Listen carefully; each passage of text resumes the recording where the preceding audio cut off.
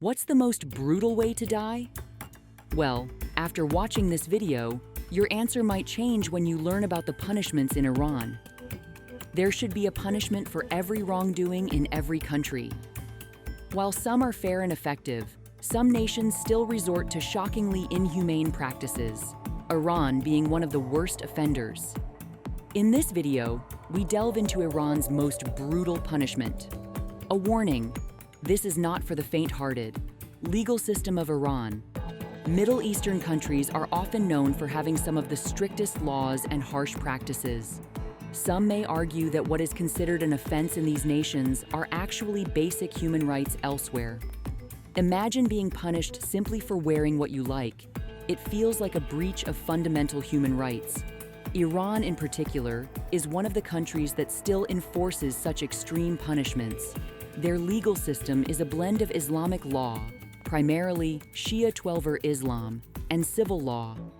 Iran's judicial system is notorious for its controversial executions, making it one of the most brutal in the world. Let's take a closer look at the penalties under Iranian law. Under Iranian law, three major categories of offenses are recognized: hudud crimes, qisas, and tazir crimes. Hudud crimes are the most serious offenses. If someone is accused of a hudud crime, the punishment is almost always death, carried out in whichever method the court decides. These crimes typically include offenses such as adultery, apostasy, and blasphemy. Qisas refers to the principle of an eye for an eye. In cases of murder or serious injury, the victim's family has the right to demand the offender's execution. However, they also have the option to forgive the culprit. If they choose forgiveness, they can ask for compensation in place of punishment. Tazir crimes, unlike hudud and qisas, are not fixed under Islamic law, meaning the punishment is left to the judge's discretion. Offenses in this category can range from drug trafficking and possession, dressing immodestly, to engaging in homosexual relationships. You might think that death is the ultimate punishment one can face, but Iranian punishments often show that an immediate death is far less severe compared to the brutal and often public ways offenders suffer. Execution or death as a penalty for various crimes can be carried out in several ways. These methods include hanging, stoning, firing squad, and beheading.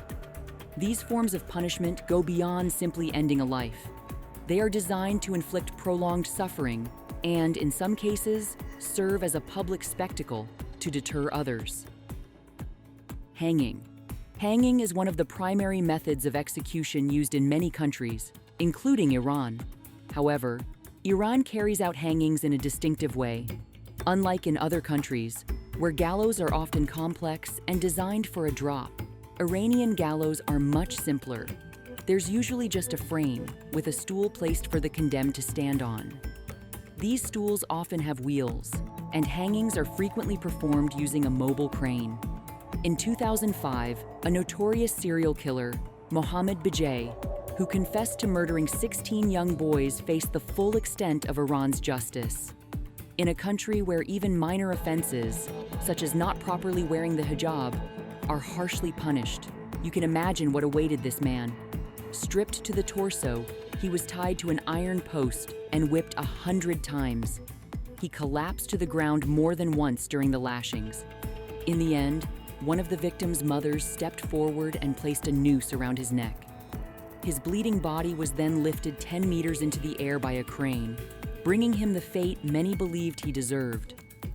But not all cases end with such a clear sense of justice. Take the case of Atifa Sahala, a 16-year-old girl who was hanged in public in 2006 for crimes against chastity.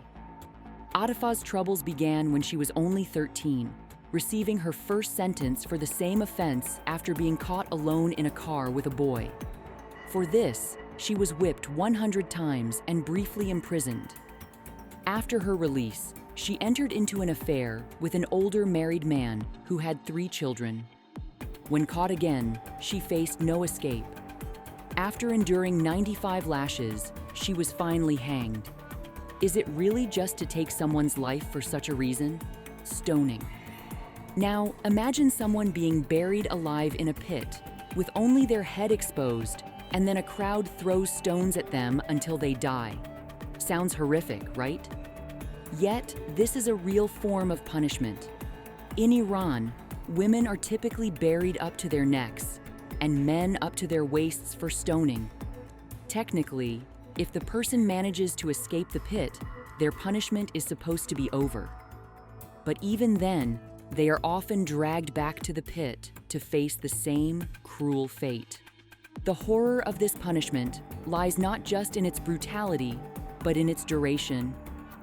Victims can suffer for 2 to 3 agonizing hours from the first stone until death. What makes it even worse is that the people throwing the stones can sometimes include the victim's own family members. This method of execution is among the most harrowing, as it combines both public humiliation and prolonged suffering.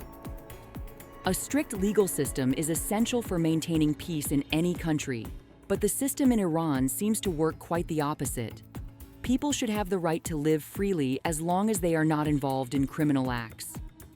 Also, in Iran, personal freedoms are often suppressed, and actions that are seen as harmless in much of the world can lead to brutal consequences.